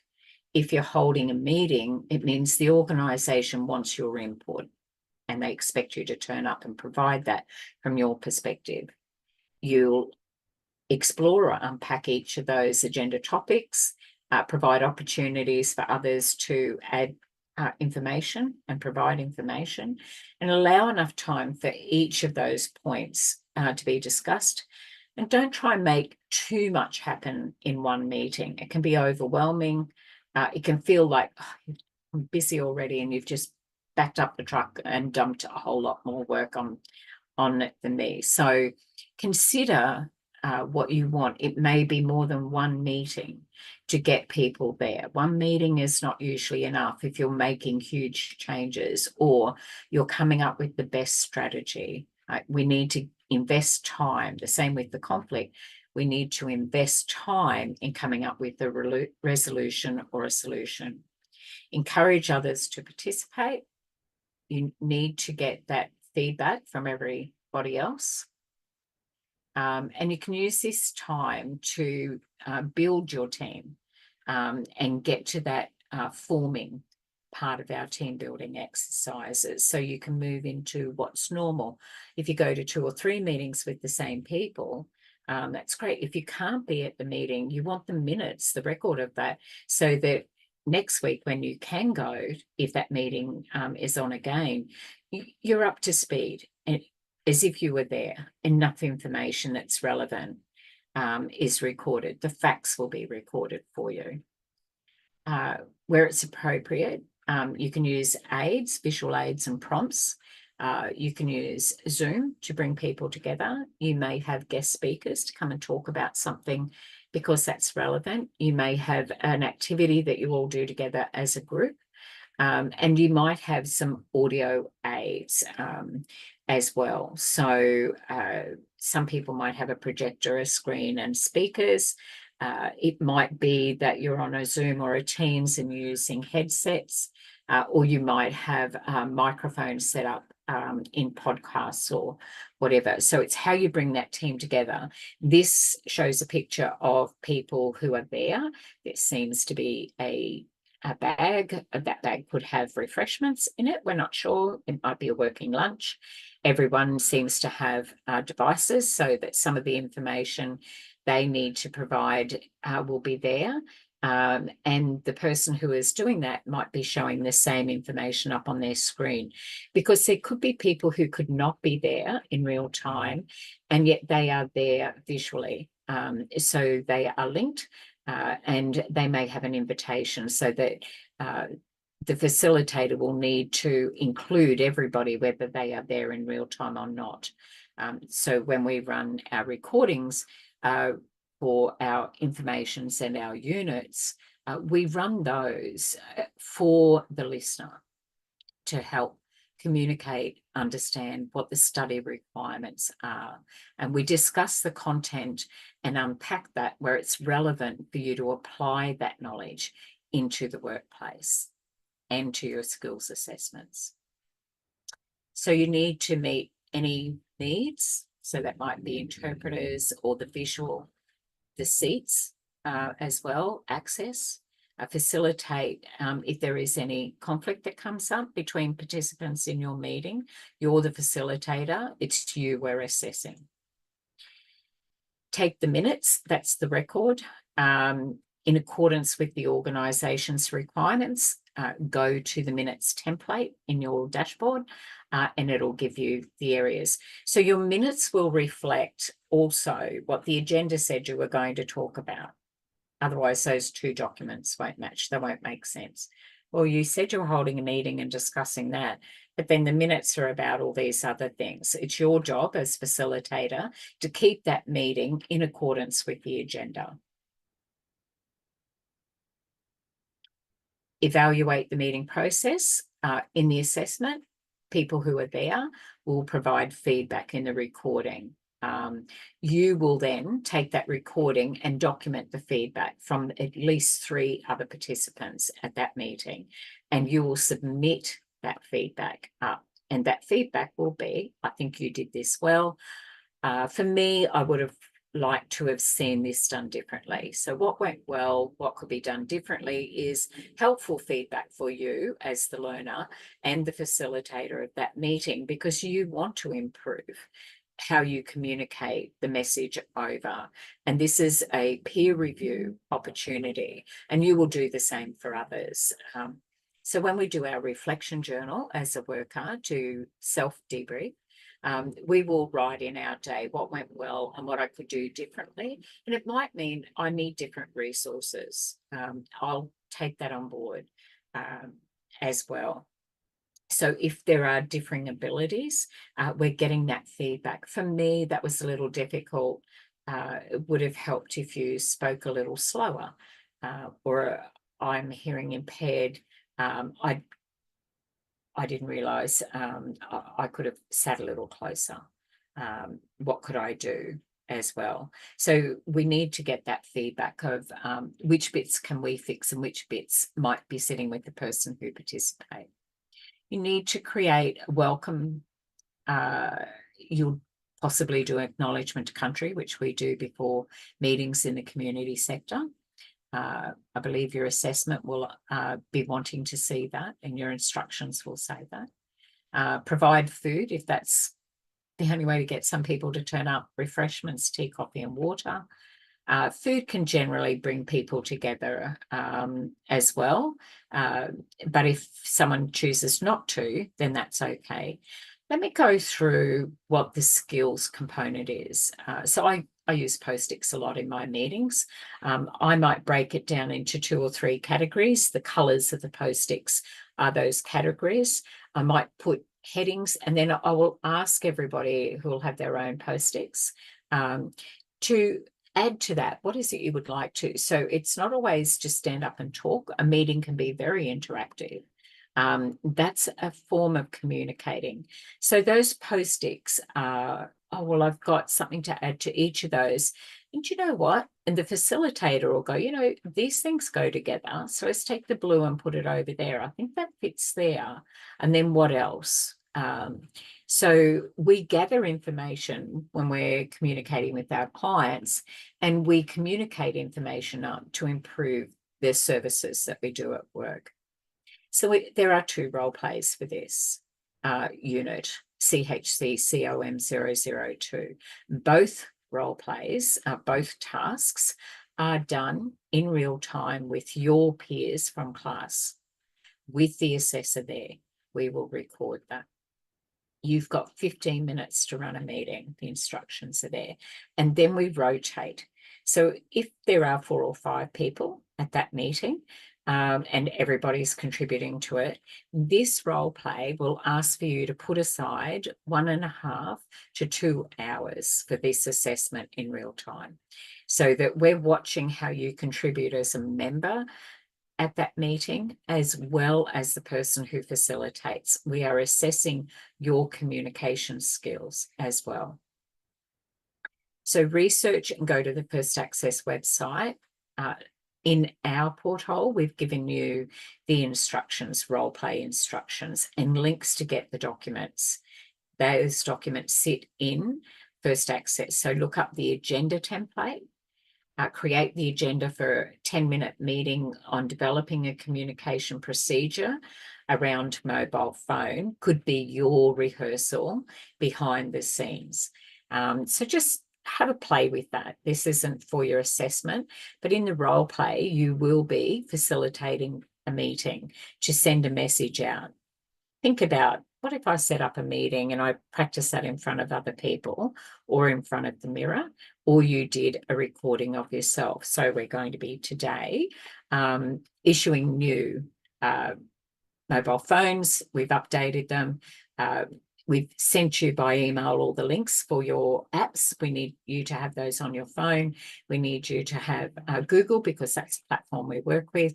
We need you to have Accelerate, which is where the learner platform is, and the trainers platform is as well. We share the same platform. We need to have access to HR. We need to have access for your timesheets, your workplace health and safety policies, so that you can access those. So what I want you to do is first take your mobile phone, set that up. It will have an identity. We want you to have these security apps as well. And we want you to have the organisations. Yes, we want you to have the organisations to be able to have an email that represents us, not yourself.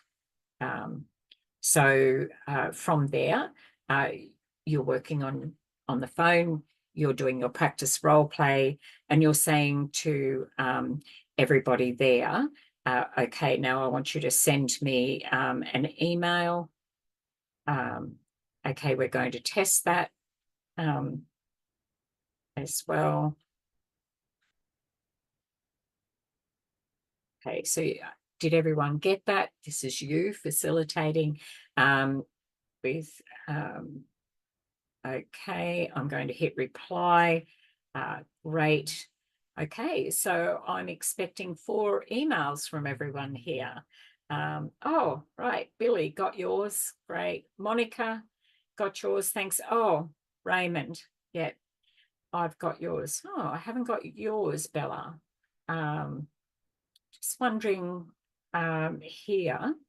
Oh, you've gone into spam. Oh, okay. Bella, I can see here that you've sent it from your personal email. I need you to use the work one, if we could, please. That's our protocol. We don't use our private emails. Oh, sorry, I'm new to all of this. Okay, so that's okay, Bella. Let's give that another go. Okay, that's great. Thanks. Bella's happy because you took an opportunity to raise awareness and assist, which is amazing. So that's great.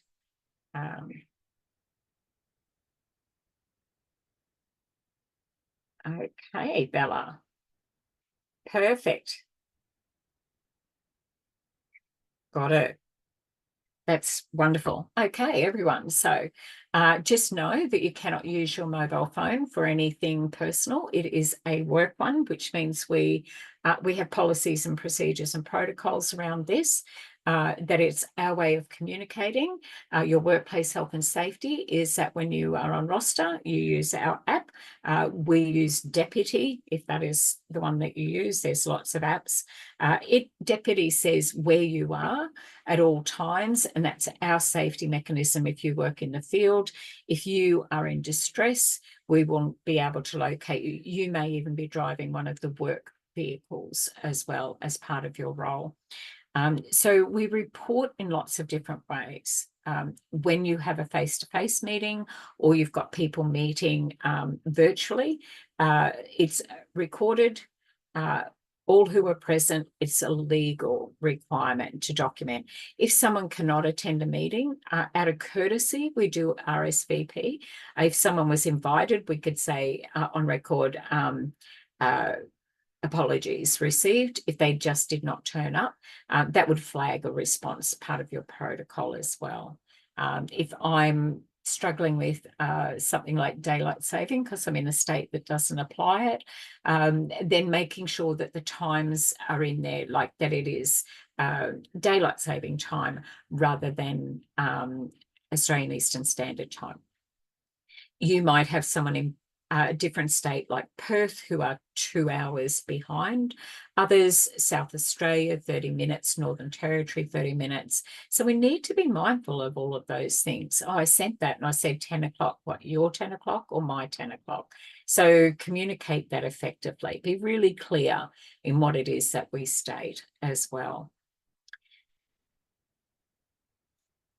In summary, if we can't communicate with the language that we're using or our clients, we can bring in an interpreter and translate for us as part of a service to support. We'll use digital media to be able to make that happen. And that is our recording. We'll have written communication where you complete the minutes, the feedback sheets, the agenda, sending out an email, a record of events and facts, and you will be facilitating a meeting and you will participate in a meeting to bring that as a collective. So the purpose of the meeting and the scenario around that will be given to you in your instructions for your assessment. Be mindful of diversity, the interpersonal skills, your intention when you come into this space to make this solution focused and think win-win. And why are we here in that meeting, and why am I talking?